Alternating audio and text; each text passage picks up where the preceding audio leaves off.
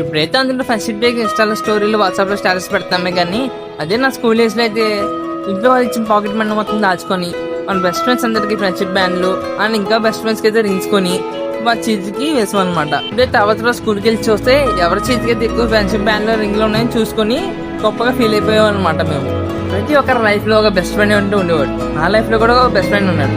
వాడు నేను 6th to 10th ఒకే స్కూల్లో చదువుకున్నాం అండ్ నెక్స్ట్ ఇంటర్ కూడా ఒకే కాలేజ్ చదువుకుందాం అనుకున్నాం. బట్ కుదరలేదు. ఇంటర్ ఎలాగో కలిసి చదువుకోలేదు కదా, అట్లీస్ట్ ఇంజనీరింగ్ అని కలిసి చదువుకొని చెప్పి ఎంసెట్ కలిసి రాసాం. నాకు ర్యాంక్ వచ్చింది, బట్ మా వాడికి ర్యాంక్ చూపించలేదు. అన్ఫార్చునేట్లీ మీ అప్పుడు ఇద్దరు కలిసి చదువుకోలేకపోయాను. వాడేమో డిగ్రీలో జాయిన్ అయ్యాడు, నేనేమో బీటెక్లో జాయిన్ అయ్యాను. కొన్ని రీజన్స్ వల్ల మా వాడైతే వాళ్ళ హోమ్ టౌన్కి వెళ్ళిపోయాడు, నేనైతే ఇక్కడ ఉండిపోయాను. బట్ వాడు ఎక్కడున్నా ఏం చేస్తున్నా ఎలాగున్నా అక్కడ హ్యాపీగా ఉంటే చాలు. ఈ వీడియో నీకోసం చేస్తున్నాను మామ.